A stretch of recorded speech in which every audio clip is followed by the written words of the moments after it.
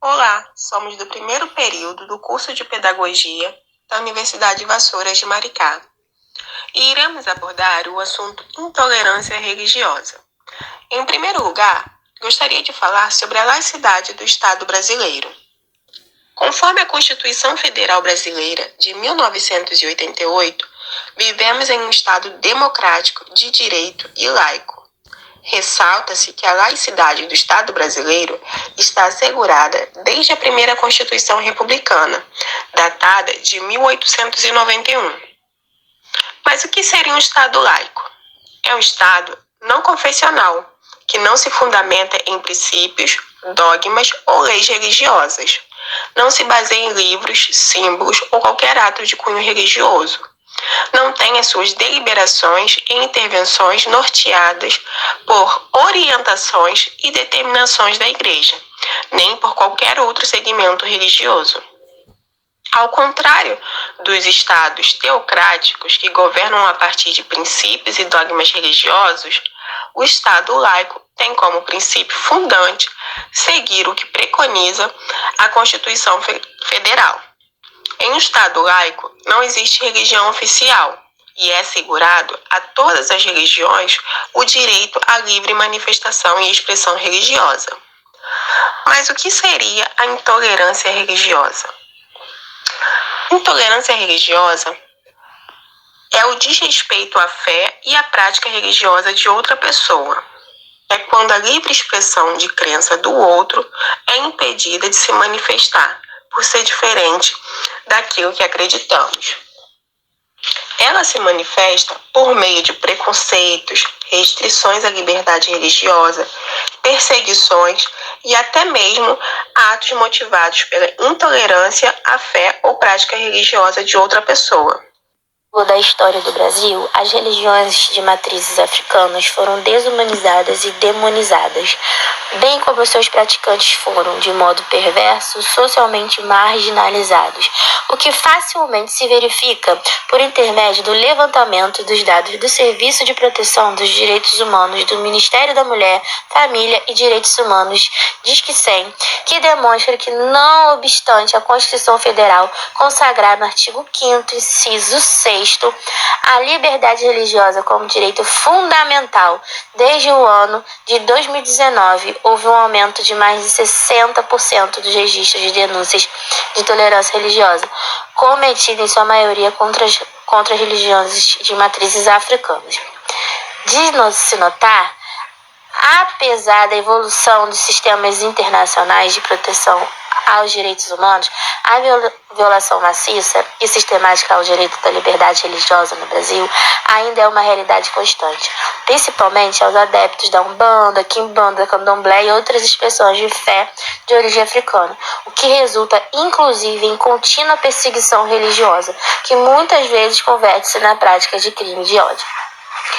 É importante assinalar que praticar, induzir ou incitar a discriminação ou preconceito da religião configura o crime de racismo previsto na Lei dos Crimes Raciais.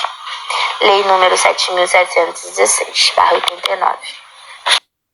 Para combater a intolerância religiosa. É essencial combater a intolerância religiosa para promover a paz, a harmonia e a convivência saudável entre indivíduos de diferentes religiões. Isso requer educação e conscientização sobre as diversas crenças religiosas, bem como o desenvolvimento de habilidades socioemocionais que promovam a empatia, o respeito e a compreensão mútua. Todas as vítimas de racismo religioso ou intolerância religiosa podem fazer denúncia pelo DISC-100, canal de denúncias contra os direitos humanos do governo federal. A intolerância religiosa é um dos grandes males que afeta a nossa sociedade, mesmo depois de muitos anos ainda tem o preconceito enraizado. E ela faz várias vítimas através da discriminação, do ódio e do preconceito. E, infelizmente, uma menina de 11 anos foi vítima de intolerância religiosa. Ela foi atingida com uma pedra na cabeça na Avenida Meriti, na Vila da Penha, que se localiza na zona norte do Rio de Janeiro, quando voltava de um culto do candomblé. Os responsáveis pelos atos foram 2 homens que estavam em um ponto de ônibus na região. Além de atirarem pedras contra o grupo de religiosos, os homens fizeram vários insultos e fugiram embarcados em um ônibus. O caso foi registrado como lesão corporal no artigo 20 da Lei 7.716, que enquadra praticar, induzir ou incitar a discriminação ou preconceito de raça, cor, etnia, religião ou procedência nacional. De acordo com a unidade policial, parentes presentes prestaram o seu depoimento e a menor de 11 anos foi ouvida e encaminhada ao corpo de delito. Ou seja, uma criança foi afetada pelo preconceito e o ódio. Até onde vamos parar, né?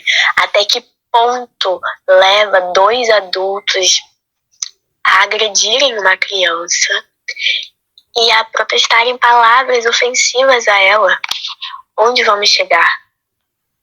Uma ótima notícia: o Conselho Nacional de Trânsito, o nosso DETRAN, decidiu alterar as normas em vigor que vedam o uso de itens de vestuários religiosos ou que cobrem a cabeça de pessoas em tratamento de saúde em fotos usadas para emissão ou renovação da nossa Carteira Nacional de Habilitação, a nossa querida CNH.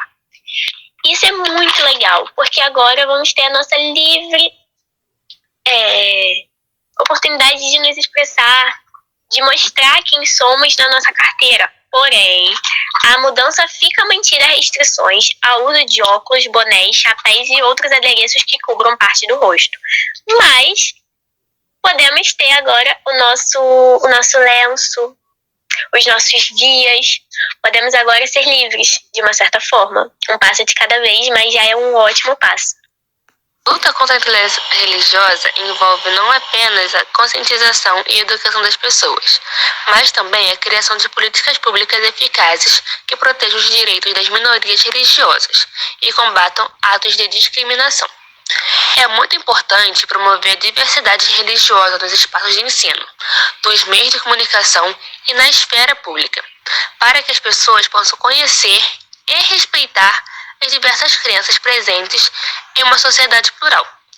Além disso, é fundamental incentivar o diálogo interreligioso, onde líderes e membros de diferentes tradições possam se reunir para compartilhar experiências, promover a compreensão mútua e buscar soluções para os desafios comuns.